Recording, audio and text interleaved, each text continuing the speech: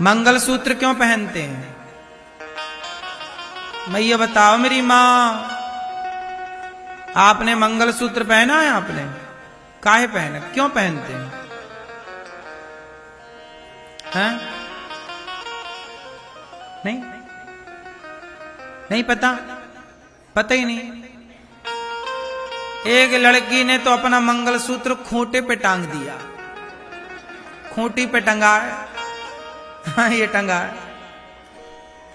बताओ मैया, मंगलसूत्र क्यों पहनते हैं? हाँ नहीं पता? लंबी उम्र के लिए तो मांग भरते हैं।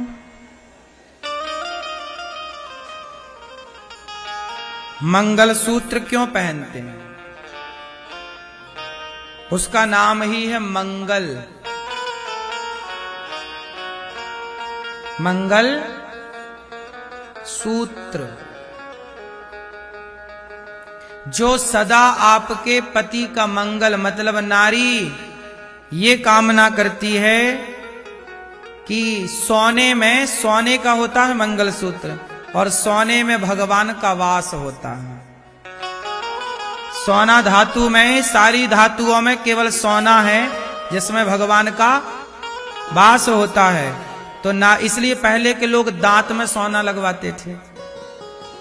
सोना बड़ा पवित्र माना जाता है। तो सोने का मंगलसूत्र गले में धारण करके, मतलब पहले के जमाने में ना सोने के, आजकल देखो ये होता है ना, सोने में ये भगवान की प्रतिमा उकेर दी जाती है।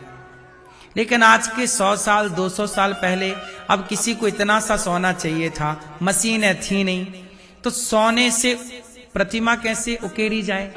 तो वो सोना को इस भाव से पहनती थी कि ये भगवान है।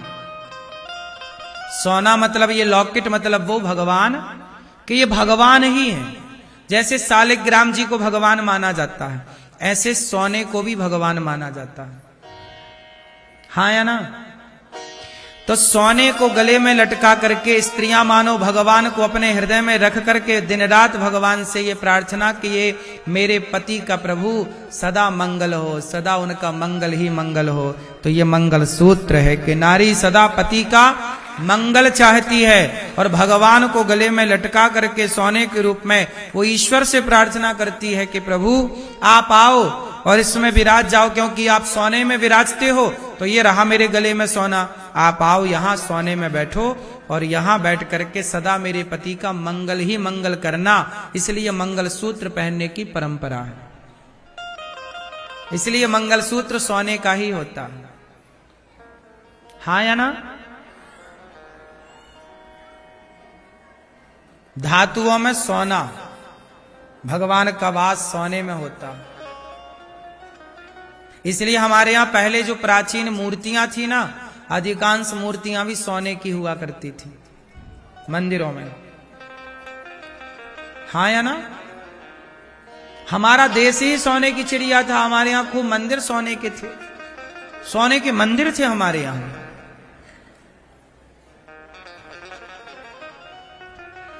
इसलिए नारी मंगलसूत्र पहनती है। अच्छा, मेहंदी क्यों लगाती हैं स्त्रियां? बताओ मैया, मेहंदी क्यों लगाती हो मेरी मां?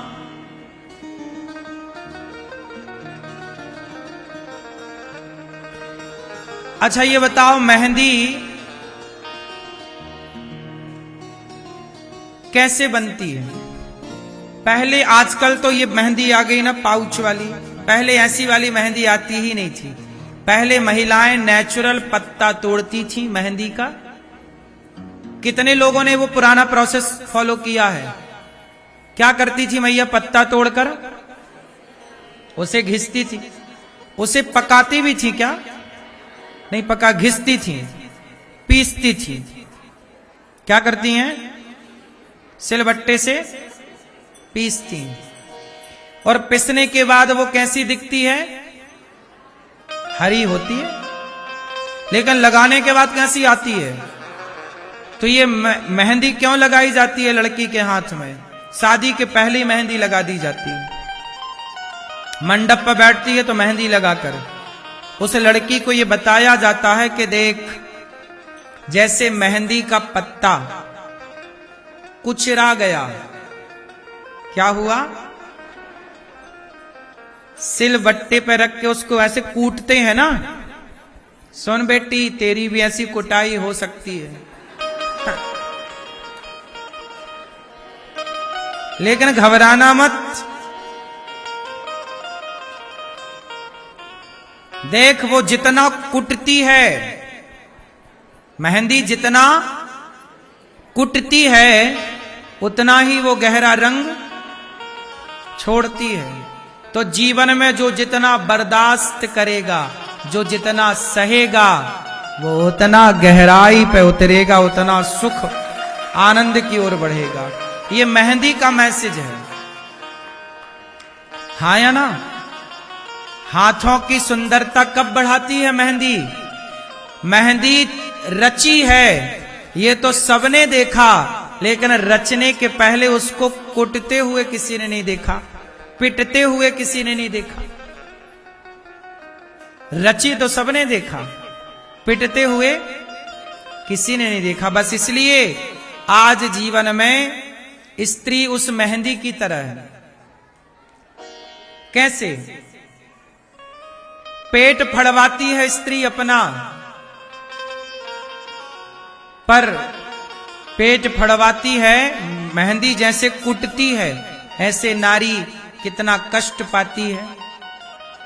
कभी अपमान का सास के द्वारा, ससुर के द्वारा, जेठानी के द्वारा, पति के द्वारा अपमान सहती हुई भी, कई बार बर्दाश्त करती हुई भी वो रहती है। लेकिन जो रह लेती है, जो सह लेती है, वो रह लेती है, और जो नहीं सह पाती वो नहीं रह पाती, उनके रिश्ते टूट जाते हैं। इसलिए जीवन में कैसी भी मुसीबत आए, कैसा भी जीवन में उतार चढ़ाव आए, लेकिन आपको परिवार की दो बातें सुनकर समझ करके चलना होगा, तो ही रिश्ते चलेंगे। इसलिए मेहंदी लगाई जाती है, और मेहंदी लगाई भी किसके नाम की जाती है?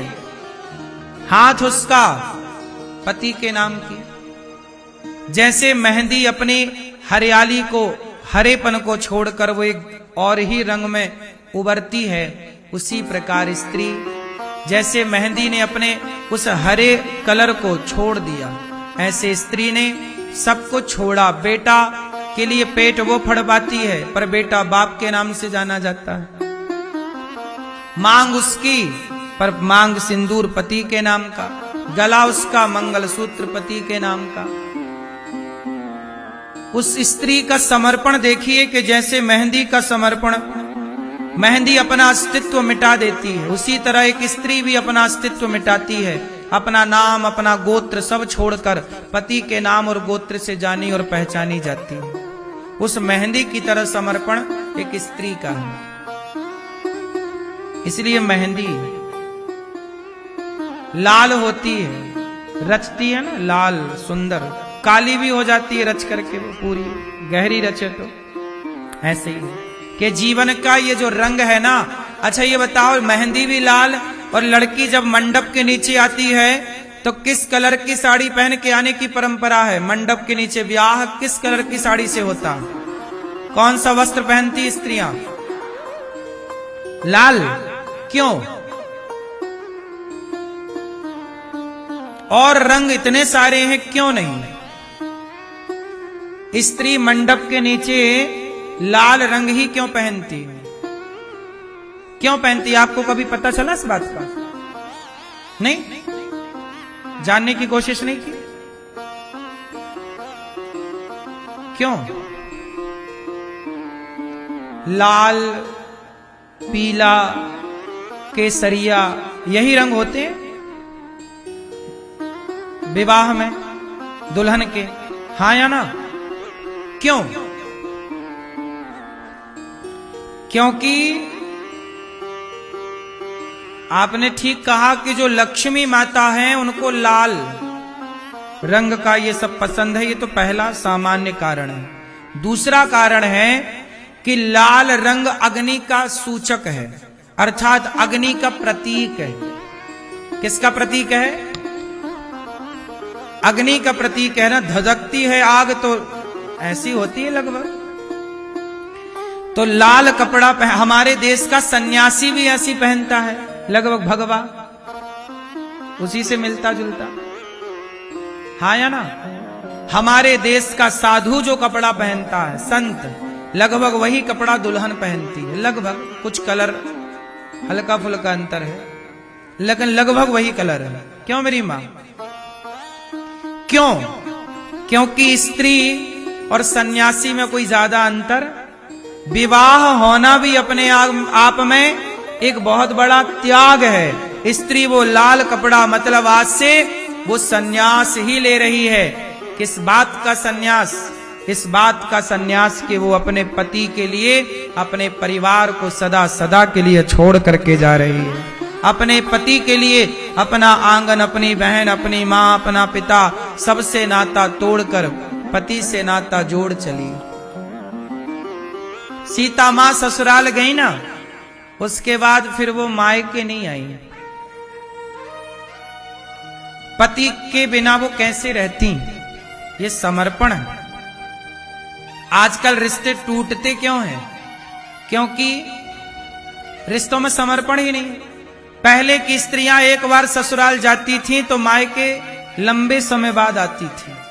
मायके से कोई संपर्क नहीं था तो उन्हें ऑप्शन नहीं था, ऑप्शन ना था माँ का, बाप का, भाई का ऑप्शन नहीं था, तो ससुराल में रहती थी और आनंद से अपना रहना सीख लेती थी और वहीं आनंद से जीती थी।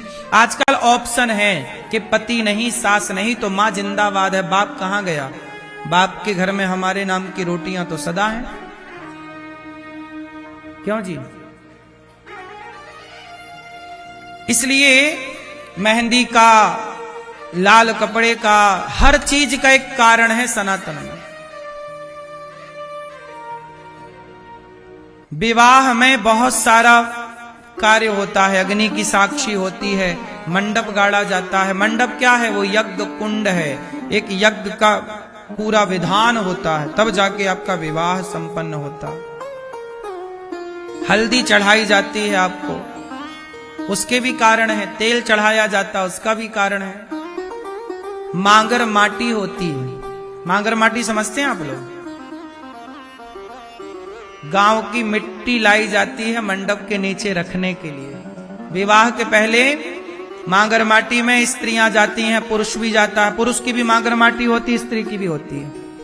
मांगर माटी कौन कौन जानता है?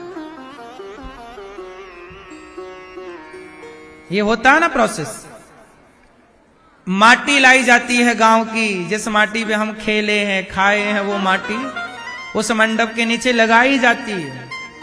उसी माटी का चूल्हा बनता है। वहां पे जो वहां नेंग होते हैं, आगे का प्रोसेस होगा जो छोटा छोटा, सब कुछ वो माटी होती है। राम भी जब गए थे तो 14 साल के लिए अपने अयोध्या की साथ में माटी लेकर के गए थे। उसी कहते हैं मांगर माटी, माँ की माटी, माँ के गांव की। माँ की मतलब वो माँ, कौन सी माँ? पृथ्वी माँ। हमारा गांव, जिस माटी पे हम खेले, वो भी तो हमारी माँ है। एक माँ है जिसकी गोद में खेले, वो जन्म देने वाली माँ, और एक माँ जिस धरती माँ की हमने माटी खाई। इसलिए तो कहते हैं जन्म देने वाली माँ और जन्मभूमि। जन्मभूमि क्या है? जन्मभूमि क्या है? माँ। जन्मभूमि क्या है? जन्मभूमि पृथ्वी माँ है। तो जननी जन्म भूमश्च स्वर्गादपि गरीयसी। जन्म देने वाली माँ और जन्मभूमि दोनों माँ है। तो एक माँ की माटी, दूसरी माँ बैठकर उसका चूल्हा बनाती है और उसी से आगे का सारा प्रोसेस होता है। तो ये विवाह एक बहुत बड़ा, एक उसमें सभी देवताओं का आवाहन, सभी का, नगर देवता का, कुल देवता का, ग्राम देवताओं का आवाहन। जब बेटी का विवाह होता है, केवल रिश्तेदार आशीर्वाद देने नहीं आते, समस्त देवी देवताओं का आवाहन किया जाता है। देवी देवता आओ, हमारी बेटी को आशीर्वाद देकर जाओ। इसलिए मंडप के नीचे लड़की को लक्ष्मी माना जाता है और पुरुष को नारायण माना जाता है। कोई भी लड़की हो, कोई भी लड़की हो, जब वो दुल्हन बनती है तो वो लक्ष्मी कहलाती है। लड़का दुल्हा बनता है तब वो नारायण कहलाता है। हमारे यहाँ दुल्हा दुल्हन को लक्ष्मी नारायण ही कहा जाता है। इसलिए लड़की के माँ बाप पांव पूजते हैं इस भाव से कि ये लक्ष्मी और नारायण है। जबकि दामाद तो बेटे की तरह होता है, तो दामाद अपने सास ससुर के पांव छुए तो कोई आश्चर्य नहीं है। लेकिन परंपरा यही है कि हमारे यहाँ लड़की का पिता लड़के के पांव छूता है, मतलब दामाद के पांव छूने की परंपरा है। हाँ या ना? हाँ या ना? आपके यहाँ क्या परंपरा है? आपने अपनी बेटी जिसके संग ब्याही उसके पांव छूते हैं कि नहीं दामाद के? बोलो हाँ कि ना? क्यों छूते हैं? इसलिए क्योंकि हमने आपको मंडप के नीचे नारायण के रूप में स्वीकार किया है। किस रूप में स्वीकार किया है? नारायण के रूप में स्वीकार। जबकि आप हैं हमारे बेटे की तरह। दामाद तो बेटे की तरह होता है ना? क्यों मेरी मां? दामाद किसकी तरह है? बेटे की तरह है। बेटी और दामाद बेटी है और दामाद बेटा है। लेकिन फिर भी भारतीय परंपराओं के अनुसार चूंकि हमने मंडप के नीचे अपनी बेटी को लक्ष्मी माना और अपने दामाद को नारायण माना, तो माना है तो अब सदा मानेंगे। इसलिए बेटी के पांव पिता छूता है। इसलिए बेटी के पांव कौन छूता है? बेटियां, कई जगह ऐसा भी परंपरा है कि बेटियां बाप के पांव छूती हैं, बेटियां मां के पांव छूती हैं, इसलिए कि हमारी मां बड़ी है, मां होती है। लेकिन ये गलत है। इससे सही गलत तो परंपराएं चली आ रही हैं, सही गलत कहना ठीक नहीं है। लेकिन जो सही प्रोसेस है वो यही है। हमारे यहां लड़की को लक्ष्मी माना जाता है। क्या माना जाता है? हमारे घर लक्ष्मी आई है तो लक्ष्मी तो हमारी मां है, तो जो हमारी मां है हम उसे पैर कैसे छुलवा सकते हैं? कैसे? इसलिए बेटियों के पांव सदा से बाप छूता है। हमारे यहां कन्याओं के पांव छुए जाते हैं, कन्याओं से पांव छुलाए नहीं जाते। हाँ या ना?